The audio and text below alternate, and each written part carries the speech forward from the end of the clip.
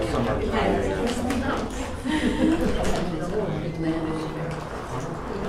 were you picking up technical skills? Okay, that's the signal to start. When our door closes, you can still get out. Just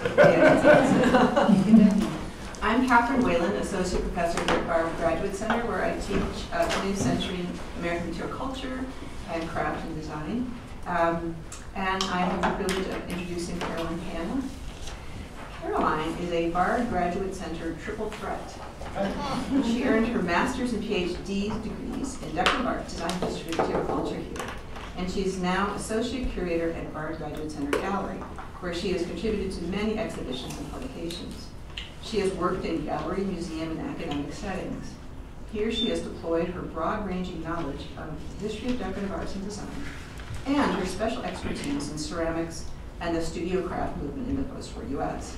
She has taught at Virginia Commonwealth University, Parsons the New School, and Bard College. She has curated at institutions ranging from the Yale University Art Gallery to the Metropolitan Museum of Art to the Morton Esherick Museum. She has lectured widely, and her writing has appeared in many publications, including the exhibition catalogs such as Museum of Arts and Design's Crafting Modernism, and journals such as Design Issues in Ceramics in America. And here to leave time for Caroline to talk, I've eliminated a lot of other publications and accomplishments that I didn't mention. Her doctoral work was supported by fellowships and grants from the Metropolitan Museum, the Smithsonian American Art Museum, and the Center for Craft, Creativity, and Design. And her lecture this evening builds on that dissertation. And I want to say I had the privilege of being on Caroline's dissertation committee, and that dissertation was advised by Pat Kirkham, and also another reader was Ellen Denkar, who was an expert ceramics scholar, and I can say that we all had the most glowing assessment of this impressive work of research and scholarship. Her talk then is based on that dissertation, Henry Barnum Poor, Crow House, Craft and Design. And her talk, Crossing Boundaries, Adventures in Art, Craft, and Design History, is the subject of this lecture. And here she's going to reflect upon research, writing, and historic preservation, and the unexpected and often dramatic issues they may entail. She will also address how applied research informs her current role as curator at Barnum Graduate Center. Please join me in welcoming Caroline.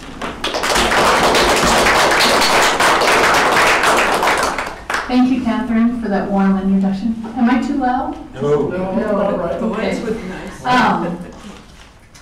I also want to thank the faculty for their confidence in giving me this lecture. It's a great honor to speak to all of you and to colleagues here at the gallery who came and across the institution. I also want to thank Laura Minsky, who set this all up tonight. And without further ado, let's start. I think we have a lot of ground to cover. Last May, I submitted my final copy of my dissertation, actually last May 1st. So this is an auspicious date in many ways. And dates are a funny thing with this project.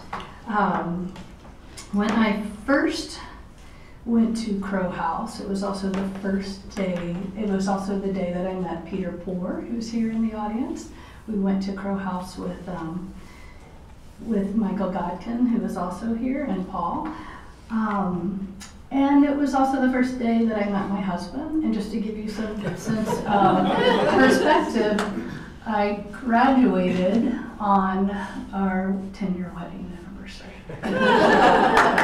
Unfortunately, he's with my son, our son tonight, so can't be here. But in any case, dates are important. That day in mid-November, when I first visited Crow House with Peter Poor, was really an instrumental day for me. It led me on this path to a dissertation project that I had not fully thought I had. And this, talk is really going to meander through many threads of this project. Among American artists of this generation, Henry Barnum Poor, whose photographs you see up on the screen, is not well understood today. He is perhaps best known as a potter or a painter, depending on whom you ask. Although a leading painter and muralist in the 1930s, he is at least as well known in contemporary art circles as a founder of the Skowhegan School of Painting and Sculpture in 1946, and that is the intensive summer residency program in Maine, where he mentored the likes of David Smith and Alex Scott Katz, and a lodge is named after him, so you can encounter many young people who know immediately who Henry Barnum Poor is. Likewise, his name is often recognized by potters, some of whom have seen or read his 1958 book with the wonderful subtitle, From Mud into Immortality. But, you know, in many ways his work is not particularly well known, but through my research I learned that Poor turned to craft and design in a remarkable way in the early 1920s, building a home and studio, designing and making furniture, and I give you two examples of these lesser known works, a wonderful crib for Peter Poor, and then also this bar for Donald Frieda for his Manhattan apartment. But he also did textiles, which most people don't know, and that was a fascinating discovery in my dissertation work. This fantastic modernist rug from 1930 that turned up on the market a few years ago, and then also this printed cotton textile, which he designed in 1928 for the American Designers Gallery, a panel of which was used and survived at Crow House. Interiors were also a part of this work, and I show you a bathroom, actually, a children's bathroom in Syosset, Long Island, and also a dining alcove for his 1929 American Designers Gallery. And building houses, which is not so well known, although people do refer to Crow House, which I'll talk about in a bit. But here is two views of Ruth Reeves' house, which the textile designer, which he designed in built in 1922. The picture of the interior shows how the studio was refashioned into a living room by the 50s, but still had this wonderful indoor-outdoor communication with the landscape, which also facilitated her work as a textile designer and experimenting with dyes and whatnot.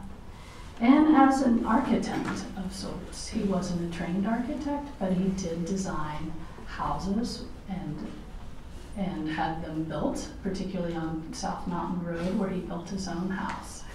And I show you two examples here with Maxilla Anderson's house from 1936, which is a really wonderful tour de force of architecture and crafted elements on the interior, and also the Milton Caniff house. If you know Terry and the Pirates, you might be familiar with his name, the cartoonist. This is the rear view of the house with the great studio window. And I should emphasize that most of his houses were houses for artists, and whether they were playwrights, as with Maxilla Anderson, or a cartoonist with Milton Caniff, who had many people coming in and out of the studio, assistants who would use that rear exterior stair. But I came to Henry Barnum Poor through his ceramics. And this is a piece that I saw early on. I had studied, this is kind of a strong, I had taken many ceramics classes, starting as a child when my mother would take me across town to the art center. And it was here at that museum that I was fortunate enough to see a traveling exhibition. And this piece stayed with me. This was an anniversary plate that Poor had made for his parents with a quirky motto that is very hard to read from way back here. Golden pears, let's see, Can anybody make it up? Love and faith, and sometimes Clay. can be as golden as purest gold. There you go. And then this was given to the Nelsonette, where I was fortunate to find the image of it again. But this kind of work stayed with me, and these kinds of ways of knowing are important. That early connection with clay continued through college, and I continued to make pottery, believe it or not, but it really did inform my work once I came to New York to study at the Bard Graduate Center in my research projects.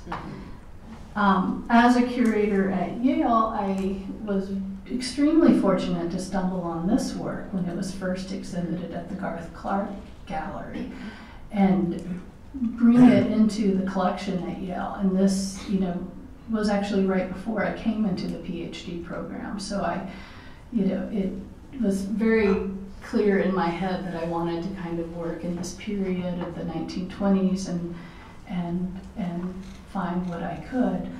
But this, as a portrait plate, it's somewhat curious, because here we have something that kind of looks like could be compared to a Renaissance Majolica portrait, but this isn't a portrait of, say, a beautiful woman or a king. It's a rare, kind of average looking man, and yet it has this incredible presence, and it's 13-inch diameter. It's a pretty sizable piece, and the wonderful concentric circles.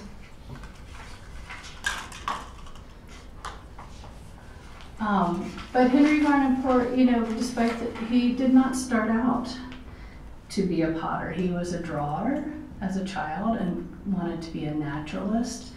And he had a great faculty for tools, in part, that he learned growing up in central Kansas from his grandfather, but also at a manual arts high school in Kansas City, where the family later lived. As an undergraduate at Stanford, he studied graphic art and was very much trained to be a painter. But through my research, I discovered that the curriculum at Stanford at that time was very heavily influenced by design and handicraft, and there was much emphasis on that. And Poor did study in these areas, not so much, he did not make pottery as far as I can tell, but he was very much aware of it, to the point where he would write home about the Pueblo pottery. I mean, he was writing this and I think drawing those pictures from the train, so you can see the sketchy portraits. But what that was, to see the Pueblo women bringing their wares down to meet their stalled train.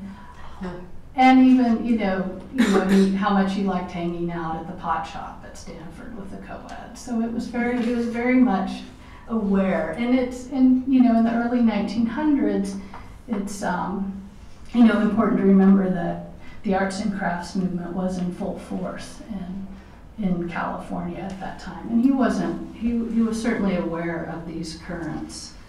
But like I said, he set out to be a painter and was very much encouraged in that path.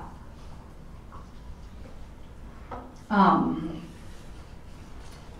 fact, at Stanford, he dropped his, he had gone there initially to study economics, and it's an interesting story that he ended up there from Kansas, because Stanford at that time offered free tuition to residents. And his mother had the prescience to move her children from Kansas City to Palo Alto and install them. And this was in 1906, mind you, so that they could take advantage of that kind of education. But he was intended to follow his father in business. Henry Barnum Poor was a family name. His great uncle was the same Poor who founded Standard & Poor, the what became Standard & Poor. So there was, you know, some pressure there, you might say, although that side of the family remained on the East Coast, and they were distantly related. But he did visit, Maine at least once or twice during his youth. But by 1908, he had convinced his parents that he was going to study art. Following his graduation in 1910, he traveled to Europe and did kind of a grand tour. I mean, we think of grand tours in the 18th century sense, of going to Rome and all of these places to see the monuments, and he did that in a sense. He started in England, and he went with his professor, and they traveled mostly by bicycle and by train, but they went to many, many places, down through France, through Italy, back up through Germany and the Netherlands. And this was a great summer trip and education, and then he spent the next year studying first in London at the Slade School and also with Walter Sickert, and then in Paris, and receiving very much a classical academic painting education. And it was there it was actually in London, not Paris, where he was first introduced to modern French painting through the exhibition Manet and the Post-Impressionists that was held at the Grafton Gallery. This was the exhibition organized by Roger Fry that really startled so many by the modern art that was on display, and he went to it more than once. And we have notes of what he thought of the paintings, but what is not discussed, and what I think is really interesting, is the ceramics that were on view in the last gallery of that exhibition. And I show you a selection of work from that period by artists that we know exhibited. So Henry Matisse with the nude here, and you can recognize it, and Maurice Despleminck and Andre Derain. And I have to think that these works, did make an impression. Not right away. When he returned to the States, he had a teaching offer right away at Stanford, so he took that, and he married, and then he took a year off to try and make it work as a rancher in Kansas, running some property for his father, and not teaching, but he went back to teaching, and he really was, a very serious, you can see in this portrait, a very serious-minded young man. Here he is painting his daughter Josephine, his first child. And he was considered, one of the, at least on the West Coast, one of the followers of Cezanne, one of the modernist painters. This was all disrupted by World War I, and he was basically drafted into the army. He kind of held off as long as he could, and then he had no choice but to go into the war, but he did land into the engineers regiment, so he was, kind of late to the front in the fall of late summer of 1918. But it was here that he had a chance to really hone his graphic skills. He was drawing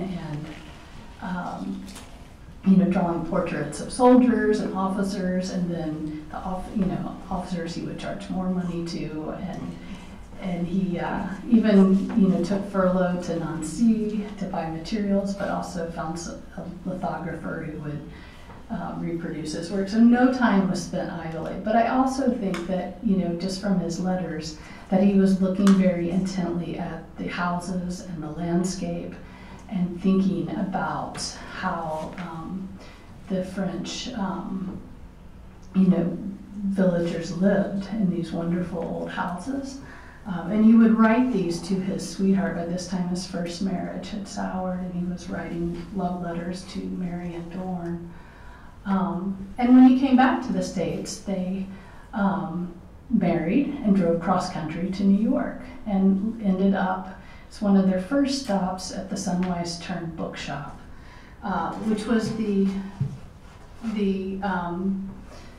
kind of a place for artists and writers, and also kind of a salon, and also a gallery that was run by Mary Mowbray Clark and Madge Jennison, first on 31st Street in this little kind of back court cottage, which you see wonderfully illustrated by Martha Ryder, and then moved to kind of grander space in the Yale Club building.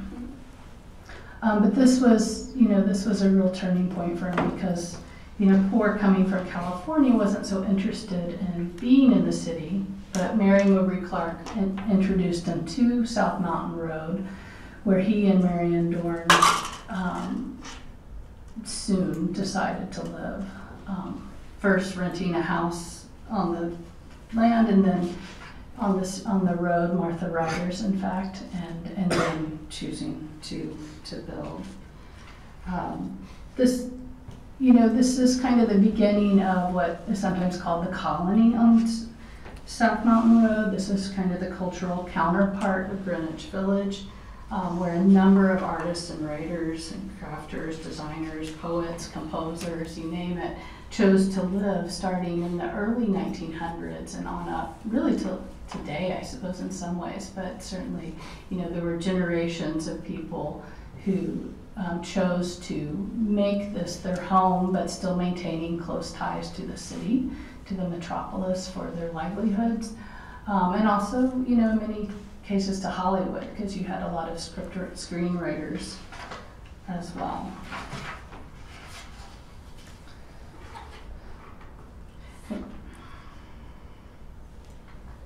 The story of Poor's building his house, which he called Crow House, has been told in the art and popular press many, many times since it was first featured in the 1925 International Studio magazine.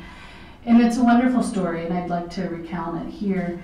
Henry and Marion bought an old farm with Ruth Reeves and Rollo Peters, and began felling the chestnuts on the property. These were blighted chestnuts, and quarrying stone on the property, and created this, built it largely by hand. I think the pictures don't lie in this case. He occasionally, his letter, he documents it very well in letters to his family. He occasionally had a helper till that person went off to college. But he dug, and he used his Model T to haul rocks and stones. So it was very much a self-conscious act. I mean, he could have chose to live in New York City, but this was a kind of an act of self-determination.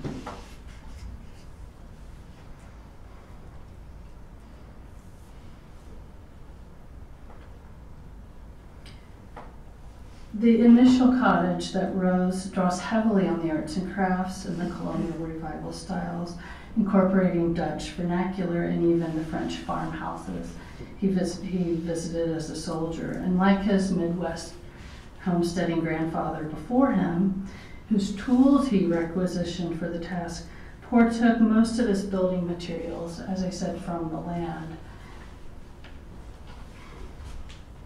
And it's a very romantic picture, but I don't think we can look at it only that way. It exhibits several tendencies prevalent in progressive era American culture, strains of anti-modernism, to be sure, a zeal, I think, for authentic experience, and a sense of pragmatism that's intertwined with the American ethos. Poor's choice to live in rural New York State, albeit only 35 miles from the city, might appear to be a rejection of the urban, but his house also embraces conditions of modernity. And in this, you can see it in some of the newer materials. Although, this looks like it could be a cottage. It's got asbestos tile shingles. These are not slate, so a pragmatic choice that wore very well.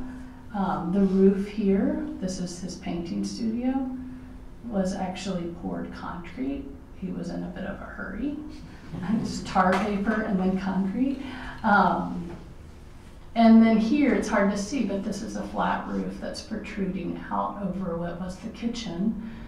And that, again, too, is concrete. And this, you see it more in the later versions of the house, but it fostered a communication with nature where you have a series of roof decks. And in my larger project, I look at Crow House as a site for experimentation and creativity. And this is very much true. I think the act of building a house pushed Poor and others in the circle to experiment with art, with craft, with design. And I show you this, this is a kind of a one-off piece, but this is a white line etching done by either Henry or Marion, perhaps together, when they're first moving into the house. So I would say this is probably 1920, 21. And there's a certain immediacy in the crafts that are made in these early 1920s. And certainly that influences the interiors. Here's an early rare image of just a corner of the interior of Crow House, but this experimental quality in the stonework and the sort of mixed levels in the floors.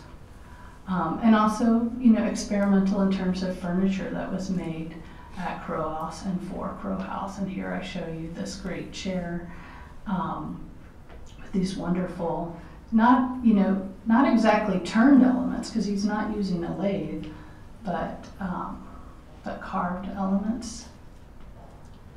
And another piece of furniture in this, painted great chest.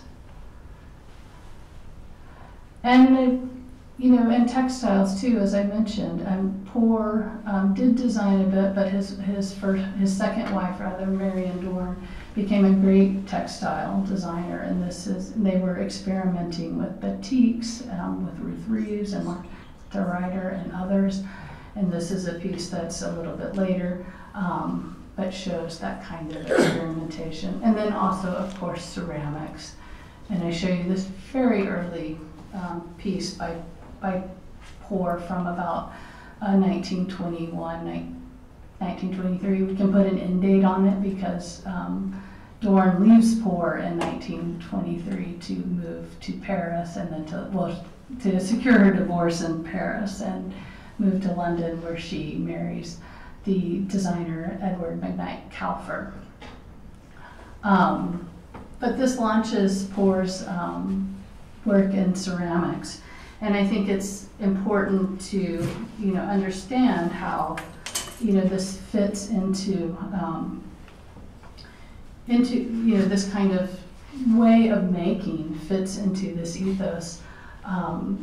Artists of this generation were very interested in these kinds of processes of simplification, whether batik or wood block edge prints, or this kind of ceramic. It was created in a way that was very tactile and very, I don't want to use the word primitive, but it was used with these rather kind of anti-modern sort of techniques that fostered a certain kind of aesthetic that they were looking for.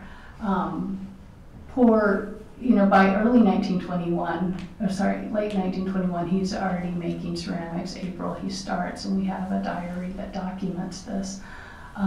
by the end of 1922, he's exhibiting in a Manhattan gallery.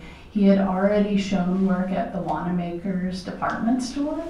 We don't know too much about it, but we know that it really kind of fostered a reckoning where he realized he did not want to be a production potter, and he wanted to make art pieces.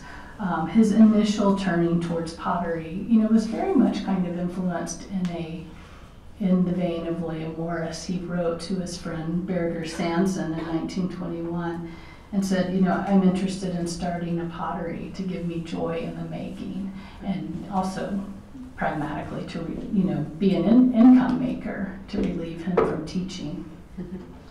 And this was, also on the heels of his first painting exhibition in New York City, which wasn't, while, fairly critically acclaimed, was not a financial success. So he was really looking for a way to earn a living. And we don't know too much about his prices, but we do have some hints. He did often mark his pieces with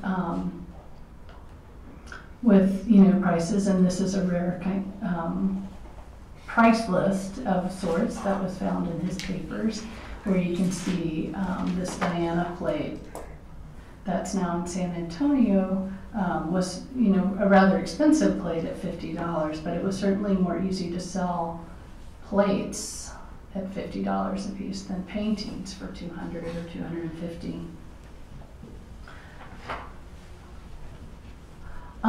Poor ceramics,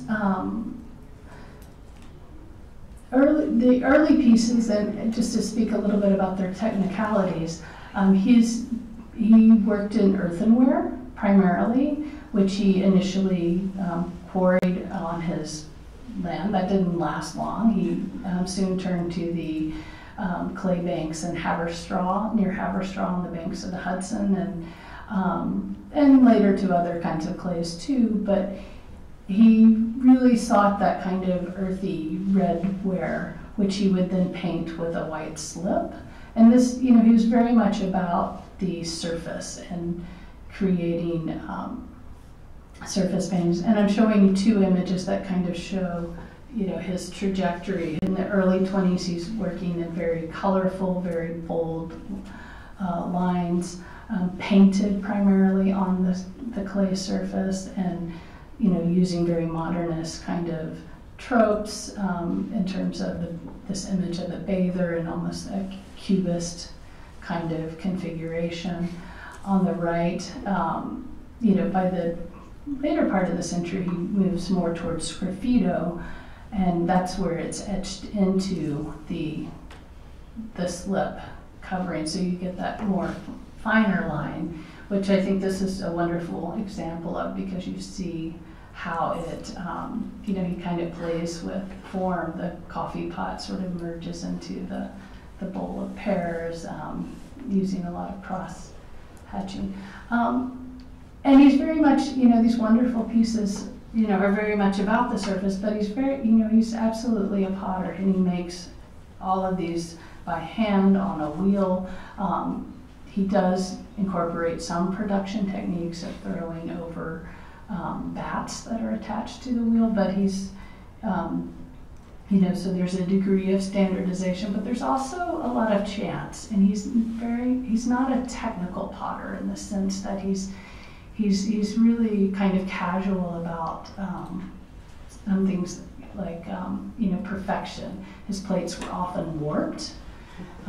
They could have stilt marks. That's from the kiln furniture, where you stack plates in the kiln, and that would cause glaze losses, usually in triplicate, unless the plate was on top and then it didn't have any, and you knew it was a picture that he was particularly pleased with.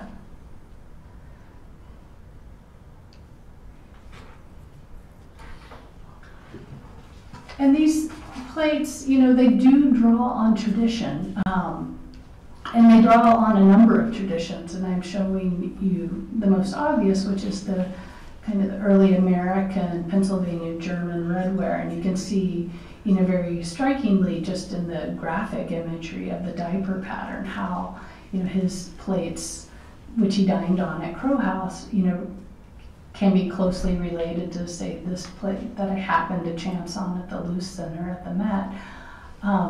But you can also see the very different palette. His palette is, more akin to a more modernist palette, and drawing, particularly from the Omega workshops, I think, which the Sunwise Turn Gallery did have connections with. So it's very likely that he saw some of that work. But certainly, while this has a visual comparison, there's certainly very much a technical comparison to be made in the use of sgraffito, like in this plate, and also the methods of making. Here we have a drape molded bowl, which is a very common technique for American redware. But you see that the motifs are very much kind of modern, and often, and even kind of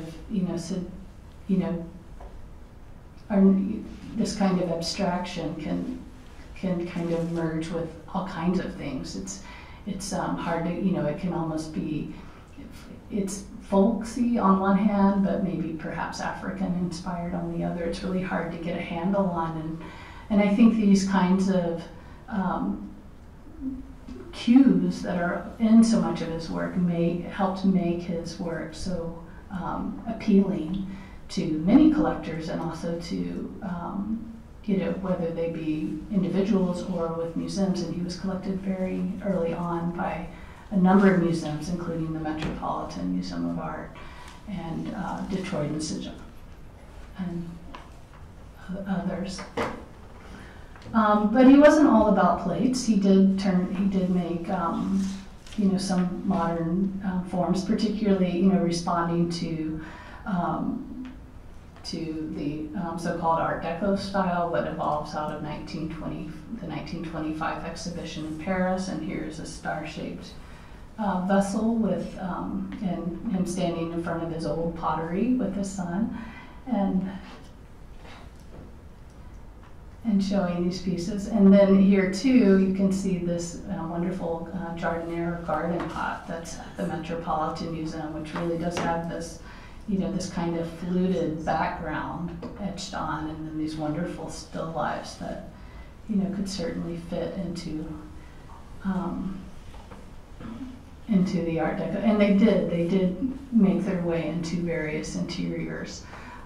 Here, not well known because none of them survived. They apparently all disappeared within a week after the opening of Radio City Music Hall. But here are, anyone finds any, let me know. But fortunately, we have these wonderful publicity photos that show pottery that was made by poor. This is probably the most well-known, these lamp bases with, and I believe one of these still exists in the family, the descendants of Donald Deskey. But you have these wonderful acrobats. But I think, one subset of my work is looking at how this kind of very handcrafted pottery fit into these very, kind of slick modernist interiors where you have these, the metal and the glossy lacquered surfaced furniture, and yet you have this very earthy kind of ceramic on top. Here too with, this is actually the penthouse of Samuel Rothafel, better known as Roxy, who ran Radio City Music Hall, and this is a publicity photo, so we don't know that this was made for it, but this is the Romeo and Juliet, which you can see at the Met. Just showing some of the variety of his wares. He didn't make a lot of ceramic sculpture, but he did do a lot of architectural tile. And here we have the loft no longer standing by a gallery, but here it's just these 4 tiles. Those were by poor, nothing else. And it would probably look something like that. And here you can still see this on East 72nd Street, near Lex. But, you know, really important commissions in the 20s. Here we have his now lost, unfortunately, tile mural for the athletic club of the Hotel Shelton. And I think it's, you know, really interesting. It's hard to see all these little, but there's men and women depicted at various sports. Poor himself was a great athlete. He was a champion fencer at Stanford as well as a track star. But you have women playing golf and tennis. And this was one of the first athletic clubs to allow women. And I think that's really interesting to note. It was also where Georgia O'Keeffe and Alfred Stieglitz made their home, and here's one of her paintings, and so many of her views of the East River are from this location. Union Dime's savings bank interior with various tiles that I was able to find, and this no longer exists, but you know, this wonderful sample was at Crow House. I found this in another floor of one of his houses on South Mountain Road, in this design, and you can see how these fit into what was called a Byzantine interior. And then finally, his, you know, much celebrated bathroom for the American Designers Gallery on West 57th Street.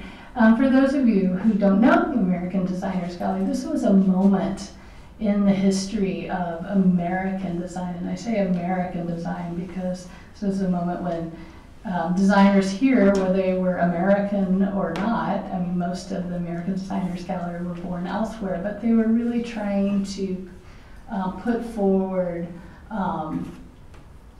the idea that modern design existed in the United States and what it could look like. And this was a series of room interiors by Donald Dusky, Alonka Karaz, Herman Rossi, and others to show this. And Poor did the bathroom, which was a great, you know, tour de force of ceramics. You have this wonderful nude in the shower.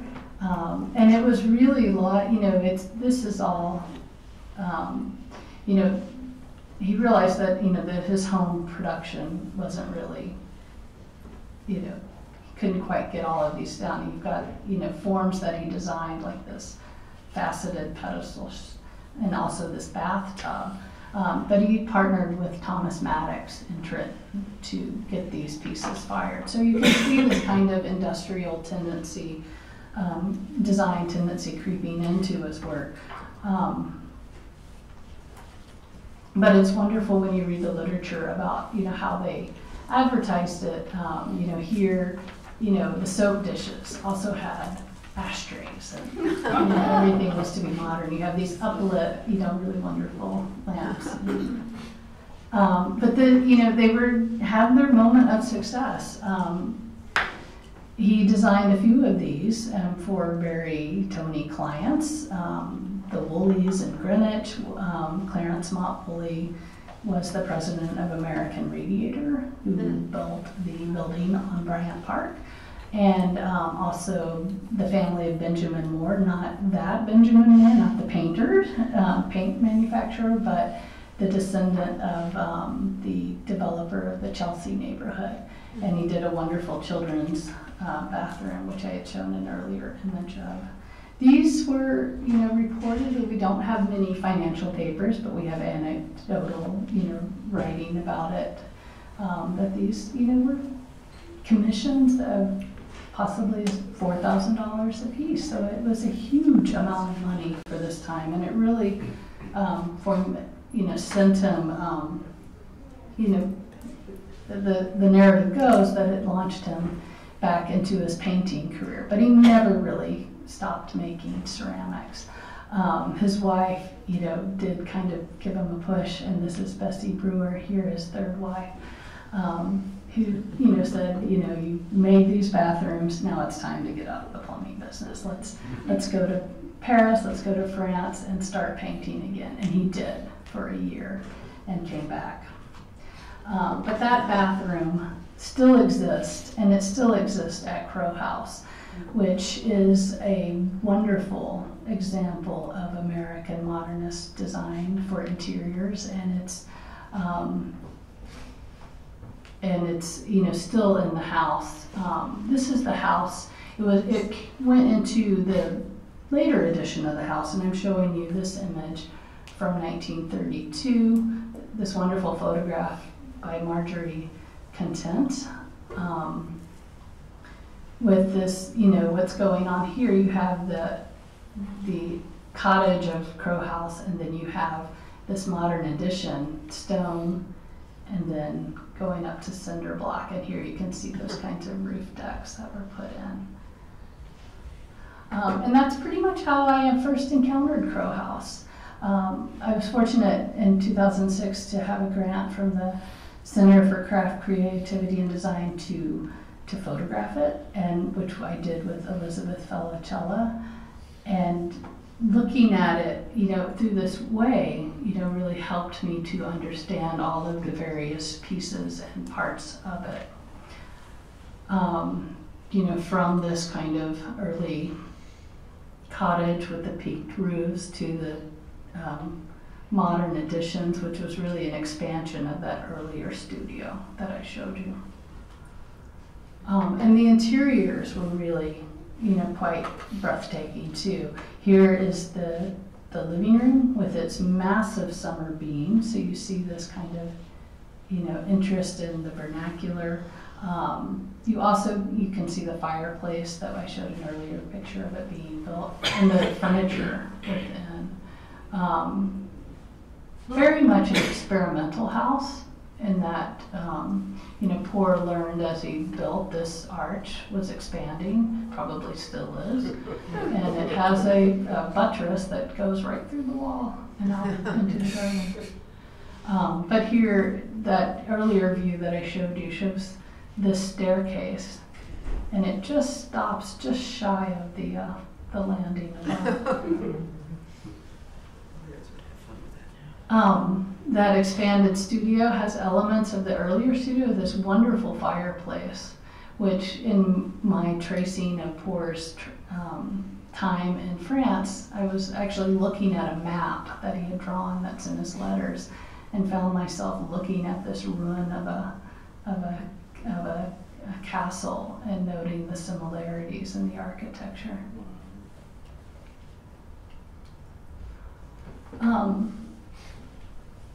And then the painting studio, and this is, a really kind of loaded photograph that Elizabeth took. It shows this, really amazing looking staircase that Poor created, and it's very much a sculptural piece. But this connects the new expanded painting studio to the living space above where the bathroom is and bedrooms.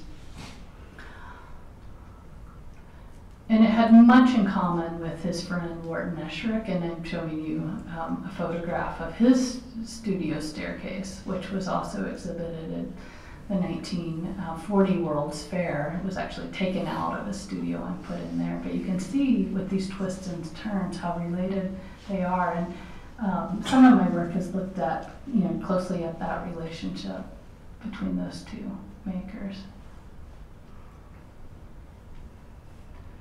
And the pottery too at Crow House, is a great documentation of his work and his materials and processes.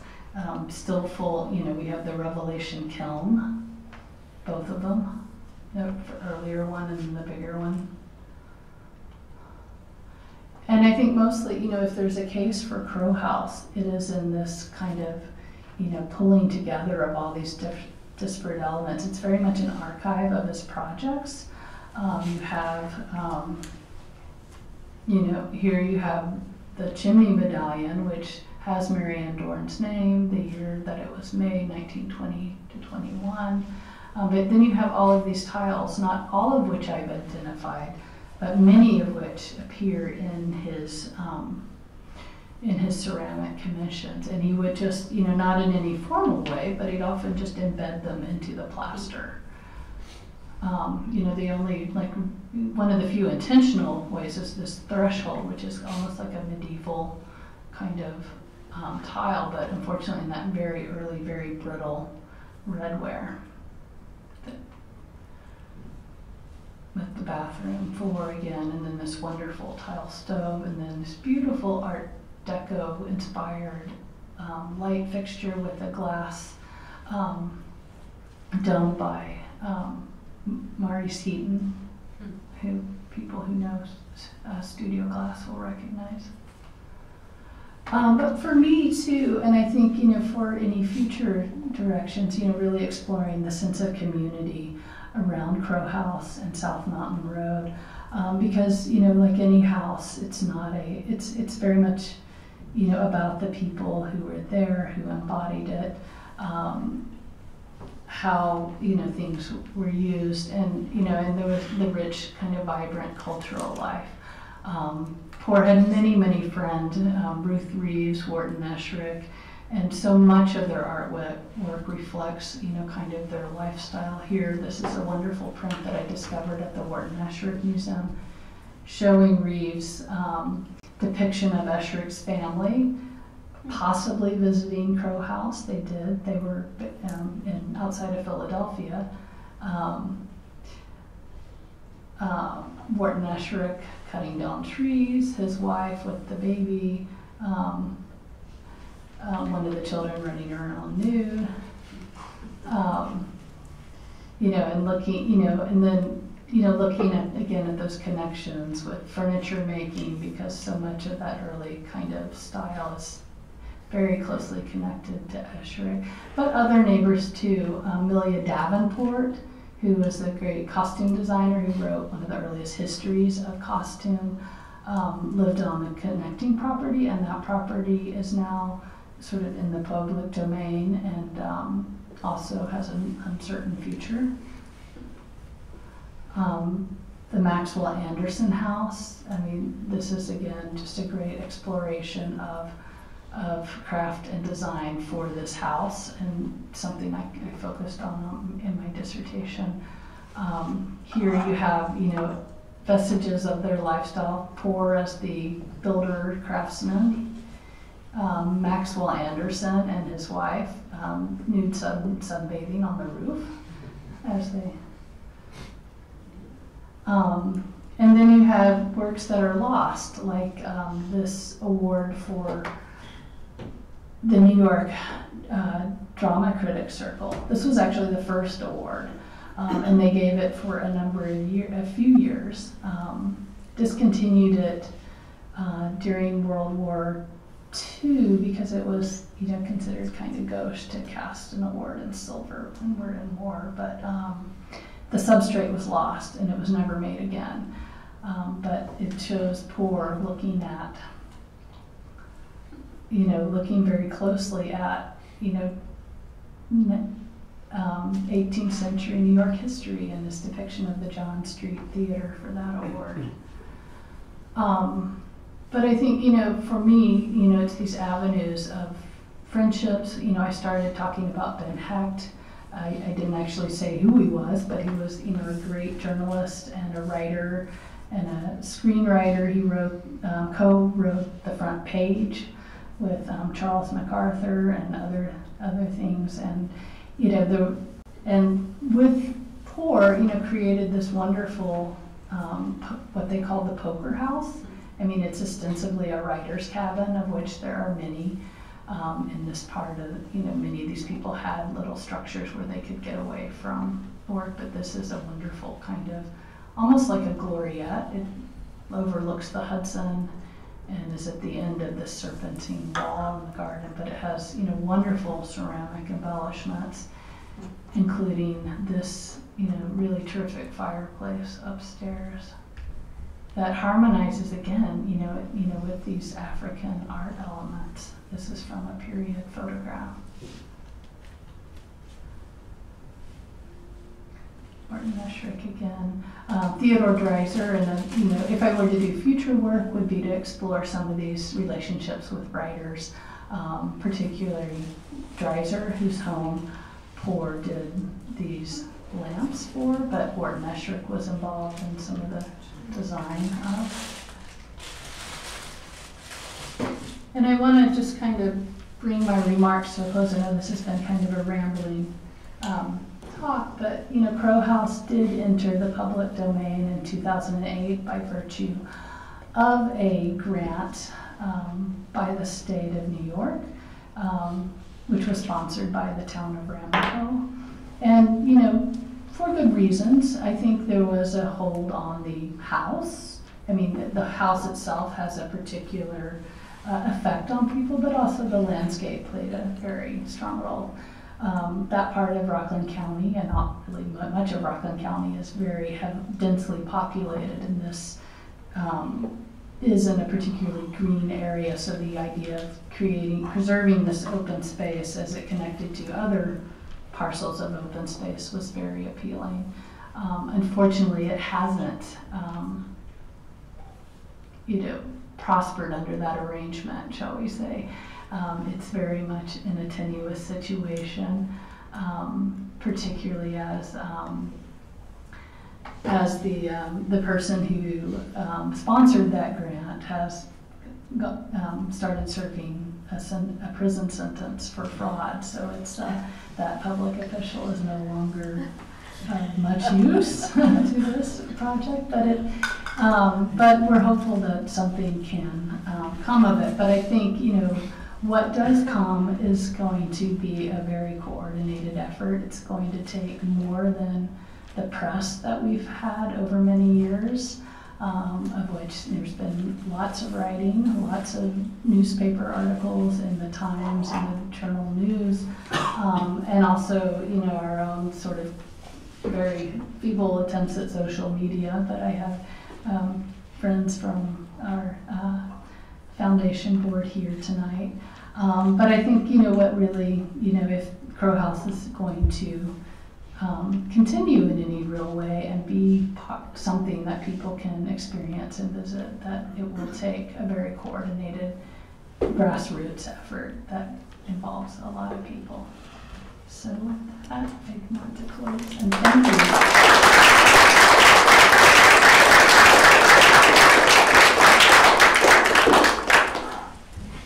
And I'd like to open the floor to any questions. Yes. Is the house intact? Is it in a state of disrepair? Are the furnishings still there, the fixtures? Could you explain its current state? I can to the best of my ability. I haven't visited myself, but I have my eyes and ears on the ground, so to speak. Oh, well, Caroline's visited many times. I have visited it many times. But not recently. Not very recently.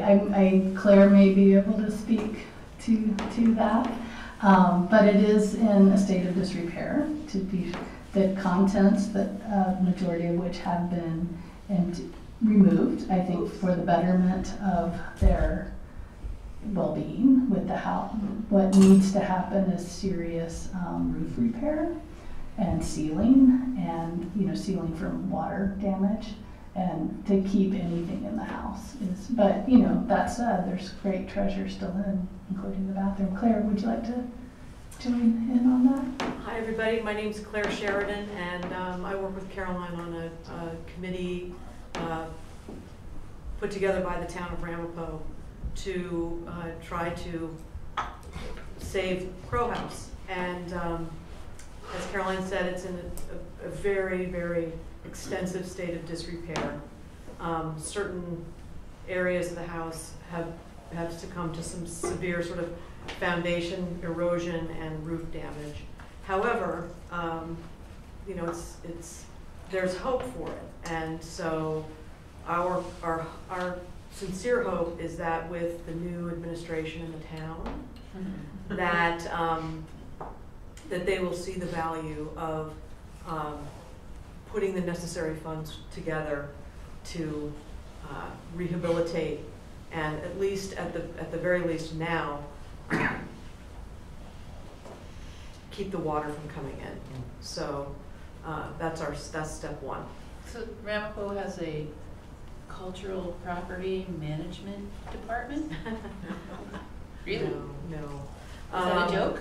So the house was acquired with a grant from the state of New York for open space, because as Caroline said, it is adjacent to some other properties. What makes the situation complicated is that the house itself is located in another town. The house itself is located in the town of Clarkstown, and the town that owns it is the town of Ramapo. And that the abutting properties, the adjacent properties that were also acquired, are in the town of Ramapo. So this large open space is partially land in Ramapo and partially land in Clarkstown. So that adds a little bit of complication to what will happen. So as Caroline said, we are, it will take an incredible amount of grassroots effort to make this happen, because the town itself, the town of Ramapo, has some serious fiscal problems. Anybody who's read any of the articles, they have serious problems. So a proposal's been made to the town of Clarkstown to come up with some funds to maintain the house, which that's is something that we're working on right now. Is the town of Clarkstown right now is run by a supervisor that has a lot of interest in history and a lot of interest in historic preservation. He's preserving some other properties in this town. So that's one avenue we're looking at, is possibly getting more involvement from the town of Clarkstown, which is actually where the house is located. So these are things that are underway. Any other questions? Yes, one. Is the Maxwell Anderson house still exist? Yes, it does, but the present owner was not interested in having it photographed. But it is it's beautifully kept up and a really wonderful. Every room has wonderful tile work, and it's a really incredible space. Is it on that same road? It is. Yes. Oh. Did he have interactions with Eva Zeisel? Interesting question. I had interactions with him. I would go from Crow House to Ava's House. She arrived rather late to the road. He died in 1970. And I don't remember exactly when she actually came, probably in the 50s. I think they crossed paths, but I don't think they were too. Mid-50s. Yeah. Do you happen to know, Peter? Do you know who I'm talking about? Eva Zeisel, whose house is on South Mountain Road. She was a ceramics designer from Hungary. I don't know. Yeah, I don't think that I think they probably crossed paths, but Yeah. but that's, yes, Richard. I should say Richard wrote the dissertation on Henry Barnum Moore's And your painting. remarks when you began about dates Yes. reminded me that I had not thought of it until tonight, but it was 35 years ago this month that I received my doctorate with a dissertation on Henry Barnum Moore. And the reason I really bring that up is because I want to say how very grateful I am to you, and so proud. It was a hard act to follow. You just run circles around what I was able to do, and it's so important that you would keep up with this work, and I really appreciate it. Oh. Susan. Yeah, when I visited the house, I had an amusing experience of finding that he was, not he, but someone had placed a block of terracotta as a doorstop that was from one of the last companies, Federal Seaboard Terracotta Corporation. And what it was doing in his house makes you wonder whether he had tried at any point to work with a company. And Yes, I can answer that. Okay. He did. Oh, yeah. He did. Federal Seaboard? Yes, and I would say probably that tile mural that I didn't even identify it, but I showed it in one of my earlier slides, which is the Central Park mural that you can see at Mount Sinai. Yeah. That may be with them, but for his tile work from the 50s, he did have things fired there. But in general, he wasn't using the blocks? He was using their blocks. Yeah, he was painting on those On their blocks. blocks. Yep, and firing. So he was using by that time, you know, for those larger commissions, which is a whole different area of work. Is that in yeah. part in your thesis? Is that? A little bit. Thank Yeah. Yes. The question I was going to ask was answered by Susan, because I was at her terracotta. I was wondering whether he had worked in terracotta. Yeah. My other question is, are there any architectural schools in the neighborhood that be willing to use that example in their construction and design, you know, as a work study program, stuff like that? I don't know. It's a wonderful thought. I mean, I would love to see some kind of collaboration. Because I'm not sure what schools are around there, but, you know. Yeah. Yes, Ben. Yeah, I just would like to make 3 supplemental points. First, in response to your question, we had an oral agreement with the Art Students League that they would program the house and turn it into a light artist in residence program, but that was never seen through because of the opposition or indifference of the administration in Ramapo. Second, as to Clarkstown, a presentation was made to Clarkstown, the obvious successive owner, and they rejected the idea, or at least the administration in power. Then third, the grant that the state awarded for the acquisition of the house came with a whole set of terms obligating the town to maintain the house. And the town ignored these requirements, and the Parks Department of the state of New York made virtually no attempt to enforce the terms. But I would like to ask Caroline a question, Sure. which is somewhat off topic, but in your research, did you come across the name Jonathan Poor, who was a Maine muralist and the assistant of somebody called Rufus Porter, who was a much better known muralist? And it would be very interesting if there was actually a genealogical precedent for Henry's work. I don't know. Peter can maybe answer that. Yes. No? That's not in the direct line, at least. Okay. There are a lot of Poors in New England, I will say that. Not in the direct line. Over there, yes. Did you ever see the name Edith Varian Cockcroft? Does that ring a bell? Because she lived in Sloatsburg, and I'll show you pictures of her house. Because she was involved in that county theater crowd. Oh, interesting. In Suffern, so she exhibited with Poor. I don't know, I think those kinds of, you know, that connections whole is area, fascinating. yeah, it's a fascinating. I mean, there's so many people. I didn't even name hardly any of them, but it's a fascinating, you know, little culture going. I shouldn't say little, but this whole like cross-cultural connections.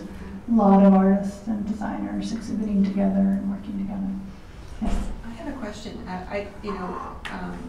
When you defended your dissertation, the discussion that we had afterwards with your committee was, this would make a great book, but it would also make a great exhibition. And is that something that you've thought about since that time? Honestly, I haven't had any time. I'm thinking about other exhibitions that we're putting forward. But I would love to see it realized in some form. Sequoia, are you listening? But yeah, I just, I would love to, I mean, the work is around. I mean, as we know, a lot of it remains with the family, and a lot of it is in local collections and accessible. And I didn't put 233 illustrations in my dissertation for nothing. I did a lot of it. It's great material, and it's great visual material, and I think a lot of it tells, you know, really fascinating stories. You know, how you determined to package it. Obviously, I'm still thinking in many avenues, but I mean, I will say from, you know, the point of view of, you know, an academic, is that one of the things that's really significant about your contribution is this recovery of all his various forms of culture production, right? Whether it's ceramics or it's actually publishing or architecture, textiles. And it shows the importance of recognizing that, but also his ways embedded in this larger social network and this artistic network. Yeah. So I think it's an exemplary project in that regard, and that it really actually is a model for how you think about a maker in a larger context that goes beyond sort of being celebratory, Yeah. but also historical contribution and a critical contribution. You pick up on that same experience in the Wyatt bookstore. You showed the one image, but that store had a gallery, and it showed many artists who were making their living doing children's books, because we've studied a lot about the children's books from the 30s and 40s, and the number of artists who survived as a result of children's book earnings was phenomenal, and there were great images at that time in children's books. So there's this very nice collective overlap. Yeah, yeah. There's so many. I mean, through both the Sunwise Turn and Via. I mean, he didn't show at Via, but he probably met Wharton Eschrick through Via. I mean, there's just really, it's. I mean, there's so much to unpick through these various communities. Yes. His third wife who said, "All right, enough with being a plumber." Was she his final wife? Yes, she stuck. They were married for what, 50 years? More? How long were your parents married, Peter? How long were they married? 50 years, I would say. Close to it. From 1925 to 1970. Yeah. My father died. How long that is, Yeah. And according to Annie Ford, at some point someone asked Henry why he never left Bessie, and he said, "I got tired." I'm leaving. Gosh. Well, she was, I mean, Bessie, I mean, just, thinking about Crow House and South Mountain Road as a series of stories. I mean, Bessie Brewer is someone who is, she's a very strong person and a fascinating personage in her own right. She was an early, she was an author. She wrote, she was a journalist and then an author, but I think what did she run the campaign? What was she, during World War I, one of the extraordinary things is that at the age of 21, she was the Sunday editor for the Tribune newspaper, the Reeves paper. Yeah, yeah. Just how she did that, God only knows. But and she was in all of the furor of New York because, as the editor of an important paper, obviously, she had entree to a lot of places. Yeah. And she connected Poor to a lot of people. I mean, some of the more avant-garde artists like Marcel Duchamp. Supposedly, she taught him all his English curse words. There's a little scene in her memoirs where she and Man Ray and Duchamp are kneeling together deciding how to put out New York Dada. And Man Ray finally takes a little paper bag and puts it over a light bulb and says, "That's how we'll do it." That was the end of New York Dada. So instead. Fantastic. So, I mean, it's really not a story about one person. Yes? My geography might be a little wary, but how close was this community from Woodstock and the artist community there, which is an older? Yeah, it's a really good question, and I've tried to, it's about an hour, I think is the short answer. It's 100 miles. More than that, okay, an hour and a half, if you drive fast. But it's, what the connections were, it's hard to know. I mean, he exhibited with people who lived up there, like Carl Walters. I have to think he kind of knew of it because Bolton Brown was one of the founders, and Bolton Brown started the art department at Stanford. He was gone by the time Poor was there, but, there had, Poor studied with, Bolton Brown's, successor who Bolton Brown also brought on board. So, there had to be, it's just, there's not really a trail to follow. Yes. Can you tell us what a revelation kiln is? Oh, sure. That was the invention of Mary Chase. This takes me back to my American. pottery history, artist pottery, Mary Chase Patton's. I'm forgetting her. Mary Chase Patton. Can you say Detroit from the Pewabic pottery? Oh, yeah. Yeah. Pewabic pottery. That was her patented kiln, which enabled home potters to work, because that was something that you could hook up to your gas line and have a home studio. I think it came out of dentistry. She learned about how to do it from dentists who were in.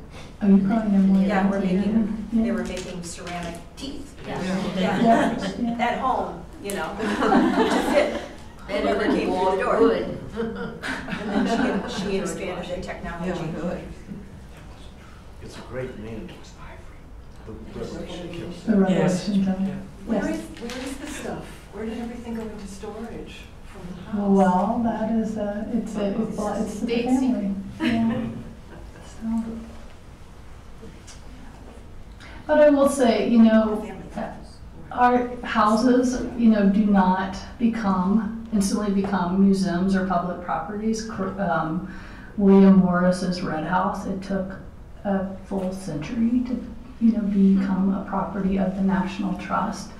And I have to take the long view with this too. I mean, the important work is that it has been documented. I mean, not just by myself, but a lot of it by me, quite honestly. And that we know what things are and where they are, and if this is to come to pass to where this is a cultural property of significance, we can put things back in their place. Has it been put on the National Register or the State Register? Yes, National Register, yes. Because that would help somewhat with federal funds. Oh, Ben, can you speak to that? Well, that was a precondition of its obtaining the grant from the state, but it doesn't obligate the federal government in any way. No, but you can get tax credits when you do restoration, and that could be helpful. Yes, but it usually requires the cooperation of the owner, and in this case, there is yes, no cooperation. It does require it. Yeah. I was going to say the Art Students League should now be rolling in dough since they sold their goddamn air rights. But there's also been a change of regime at the Art Students League. Because that's too bad. Because it would really be a good committee. The problem is that at the time that we all became interested. And that was 10 years ago. I would say that we had that conversation with the Art Students League. We brought in a leading architectural preservationist who said that he estimated that it would only require maybe $100,000 to really stabilize the house. Oh, to stabilize. And probably at this point it's more like $1 million. Well, do you know who that was? Yes. Michael Devonshire. Oh, Michael. It was Michael Devonshire, yeah. He's on the Landmarks Commission and he's really good. He's really, really good. Yeah. Get him to come back. Maybe it's only $500,000. Stabilization is a very different proposition financially than restoration. And if it's 10 years later and it needs stabilization, it may not be anywhere near 10 times the price. It would be worth maybe reviewing. Sure. Thank you. Thank you.